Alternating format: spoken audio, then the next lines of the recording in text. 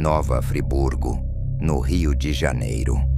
Aquele lugar, até então pacífico e muito bonito, mas estava prestes a passar pelo período mais traumático de sua história.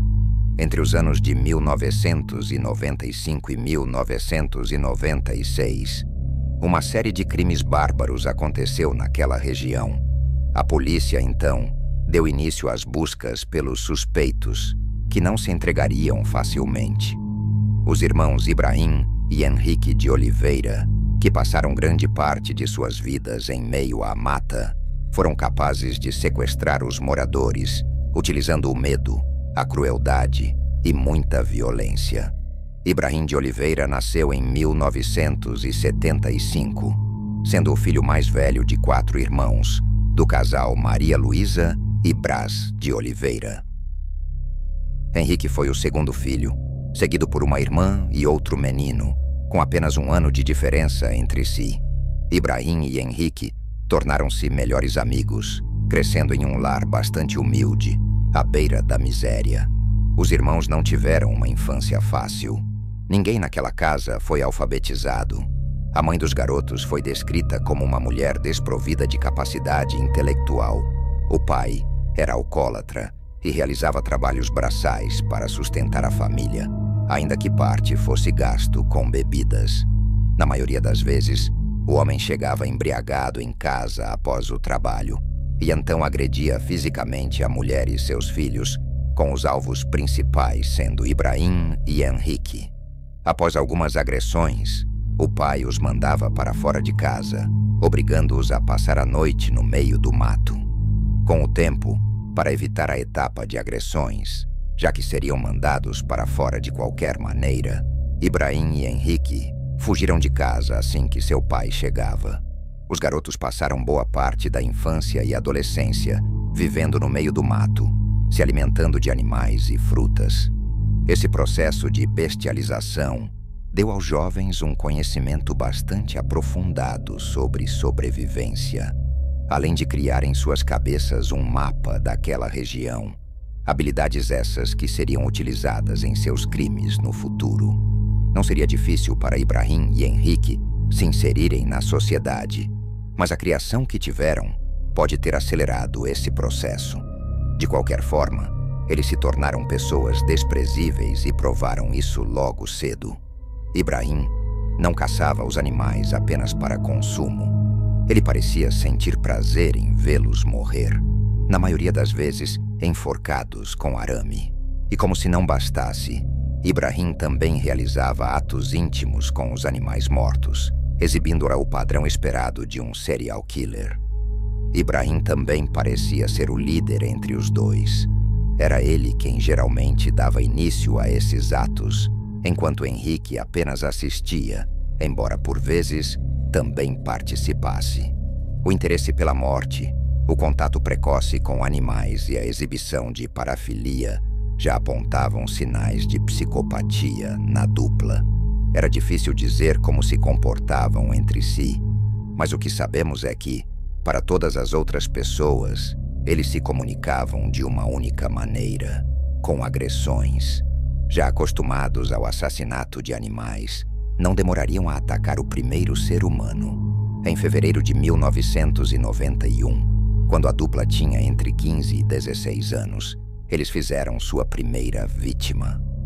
Eliana Macedo Xavier, de 21 anos, caminhava pelo local quando foi abordada por Ibrahim e Henrique, que a agrediram com pedras e a arrastaram para dentro da mata. Já ocultados pela vegetação, os irmãos enrolaram um fio de arame no pescoço de Eliana, matando-a por estrangulamento. Em seguida, seu corpo foi violado e encontrado no dia 15 de fevereiro, no sítio Dona Carmen, na estrada Varginha. O estado de decomposição já estava avançado e alguns animais da região haviam devorado parte de uma das suas pernas, dificultando a ação da perícia. A polícia iniciou a investigação, mas não foi capaz de reunir provas suficientes na época. Ainda naquele ano, Norma Cláudia de Araújo, de 11 anos, foi encontrada morta na mata, no sítio do Alemão. A garota passou pelo mesmo terror de Eliana, sendo agredida, arrastada e estrangulada até a morte. As roupas da vítima foram rasgadas e seu corpo violado. Essa nova tragédia inflamou a população local e apontaram os dedos para Ibrahim e Henrique. O comportamento suspeito dos jovens, somado ao método utilizado, que se assemelhava muito ao que faziam com os animais, não deixou dúvidas aos moradores. Mesmo sem muitas evidências, a polícia foi ao encontro dos irmãos. Já na delegacia, Ibrahim confessou ter assassinado Norma, mas negou envolvimento com a morte de Eliana. O criminoso também declarou que agiu sozinho e que seu irmão Henrique não teria participado. Durante seu depoimento, Ibrahim afirmou ter matado Norma porque ela não gostava de preto, uma alegação cuja única fonte é o próprio assassino. Por esse crime, o jovem foi preso aos 16 anos, permanecendo no Instituto Padre Rafael, na Ilha do Governador. Como era menor de idade, Ibrahim foi solto assim que completou 18 anos, uma idade que Norma nunca atingiria. Isso nos faz questionar se a punição aplicada nesse caso foi a mais adequada. Embora a justiça tenha julgado Ibrahim apenas por um dos homicídios, por conta das circunstâncias, 2 anos de reclusão pareceriam um tanto injustos. Uma garotinha de 11 anos havia sido sequestrada, assassinada e violentada no meio do mato, mas para o Estado, o autor daquele crime bárbaro poderia retornar à sociedade. O resultado foi catastrófico. Infelizmente, alguns indivíduos são irrecuperáveis, e Ibrahim era uma dessas pessoas.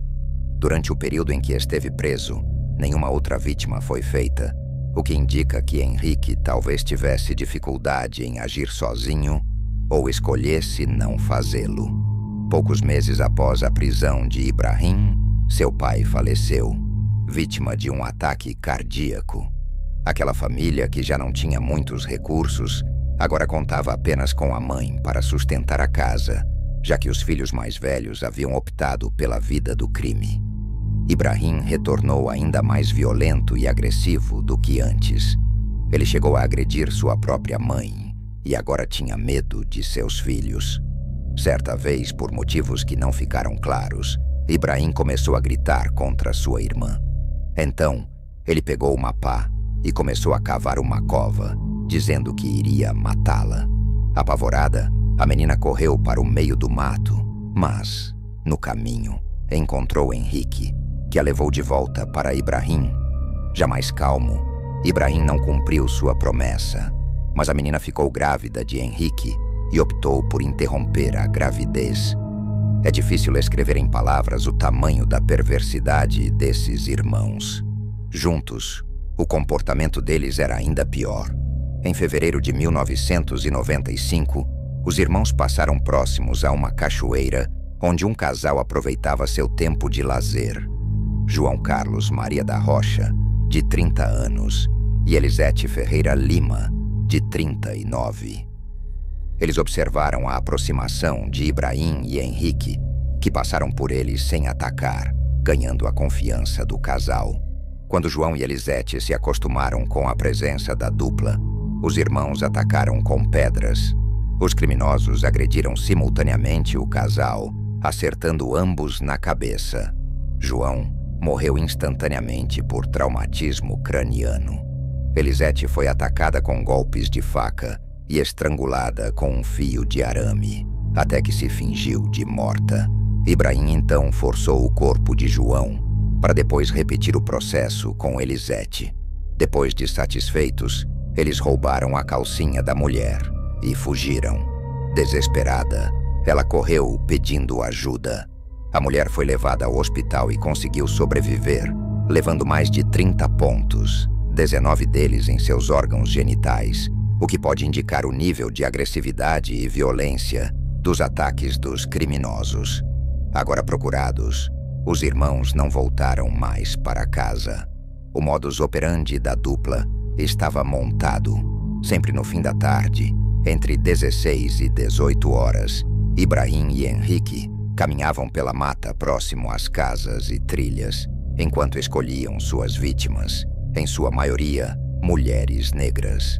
Com facas, paus e pedras, as mulheres eram agredidas, arrastadas para a mata pelos cabelos e executadas com um fio de arame. Em algumas cenas dos crimes, os peritos foram capazes de encontrar tufos de cabelo no caminho, até a mata onde o corpo seria encontrado. Grandes falhas apresentadas no cabelo das vítimas indicavam que parte foi arrancada à mão, provavelmente nesse trajeto. Após a morte da vítima, seu corpo era violado e peças de roupa, geralmente calcinhas, eram roubadas. Os criminosos fugiam em seguida. A necrofilia é uma parafilia rara, onde o sujeito tem atração por pessoas mortas. Apesar de poder haver indivíduos não afetados por psicopatia, na maioria dos casos essa parafilia é observada em pessoas com transtornos de personalidade antissocial. O uso de álcool também parece ser comum nesse grupo para vencer a inibição e cometer o ato.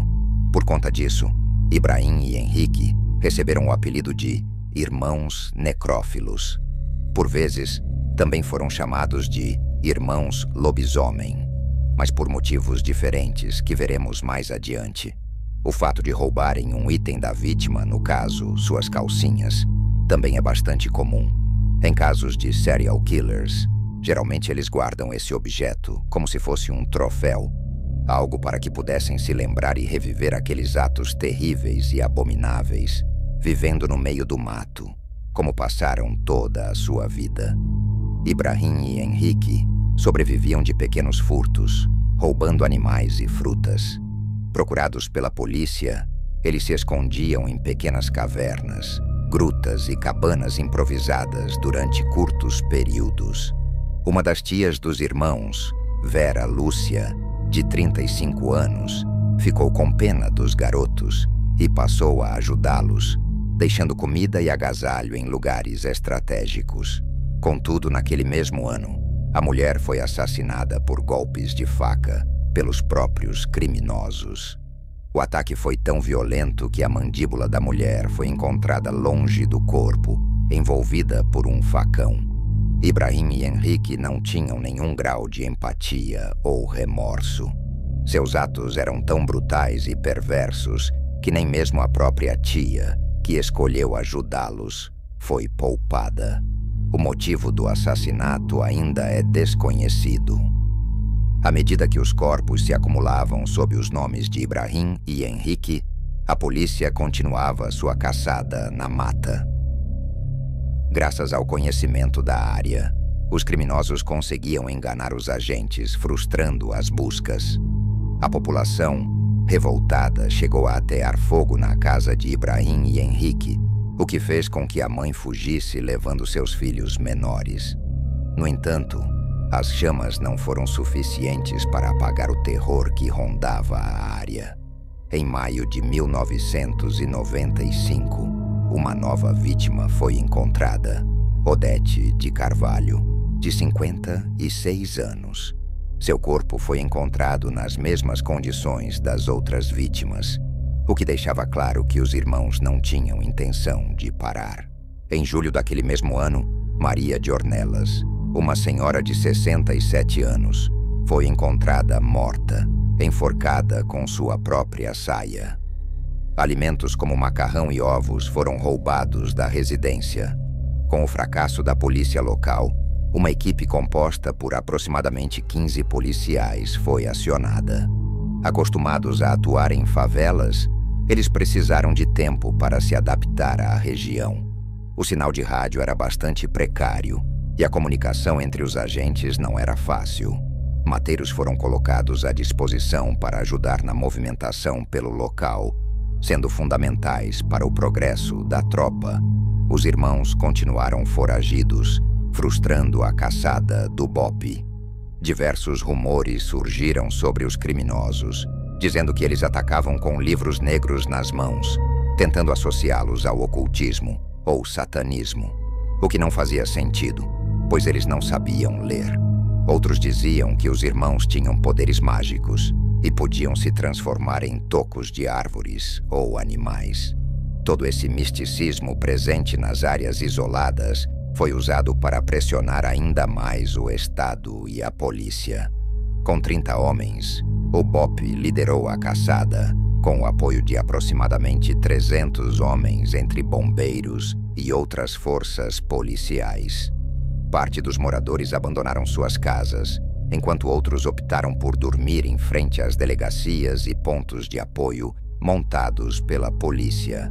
As pessoas começaram a andar armadas com espingardas, o que não agradou à polícia, que não poderia permitir que aquilo virasse uma terra sem lei. Isso criou ainda mais atrito entre os agentes e a população, que não abriria mão de se proteger. Em uma ocasião, isso funcionou.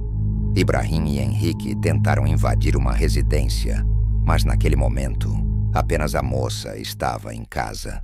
Quando percebeu a aproximação da dupla, ela pegou a arma que o pai tinha em casa e disparou na direção dos criminosos. Embora não tenha atingido os irmãos, ela conseguiu fazer com que eles fugissem para a mata. Após escapar, a mulher reconheceu a importância de tratar a arma com seriedade, pois ela provavelmente salvou sua vida. A cidade permanecia refém do caos, com operações policiais custosas aos cofres públicos, enquanto eram alvo de chacotas da população. Em novembro de 1995, os irmãos fizeram mais vítimas. Márcia de Oliveira, de 39 anos, estava grávida e seu filho Adriano, de 9 anos, foram atacados. Com um pedaço de madeira, Ibrahim e Henrique agrediram o menino até a morte. Márcia, ao ver o filho morrer, foi arrastada para o mato e assassinada com múltiplas perfurações, provavelmente causadas por uma lâmina. Após forçarem o corpo da mulher, os irmãos cometeram mais um ato de crueldade, abrindo o ventre da vítima com um facão. A partir desse momento, todos os agentes do BOP passaram a trabalhar de segunda a segunda, realizando refeições frias em meio à mata, sem voltar para casa até capturarem os criminosos. Em uma das vezes, quando os policiais quase cercaram Ibrahim e Henrique, os irmãos lançaram uma pedra e um vespeiro sobre os agentes, conseguindo fugir. Isso fez com que muitos policiais feridos precisassem ser levados ao hospital. Em dezembro de 1995, Ibrahim e Henrique tiveram mais uma invasão frustrada. Já dentro de uma residência, antes de atacarem a moradora, ela foi avisada por um homem que passava na rua. Assustados, os irmãos pularam pela janela, mas Henrique teve dificuldades e a moradora usou uma tesoura para feri-lo nas costas. Ele conseguiu escapar, mas não conseguiu acompanhar Ibrahim, que retornou à mata para se esconder e se recuperar. Enquanto isso, Henrique foi atrás de um sítio próximo para se recuperar e Ibrahim seguiu sozinho. No dia 16 de dezembro de 1995, o coronel Fernando Príncipe, do BOP, partiu com sua equipe em busca dos criminosos. Com a ajuda de um mateiro, ele seguiu rastros e encontrou Ibrahim, que estava com um facão na mão. Quando percebeu que não estava sozinho, Ibrahim partiu para cima do mateiro, forçando o coronel a disparar e alvejar o criminoso na perna.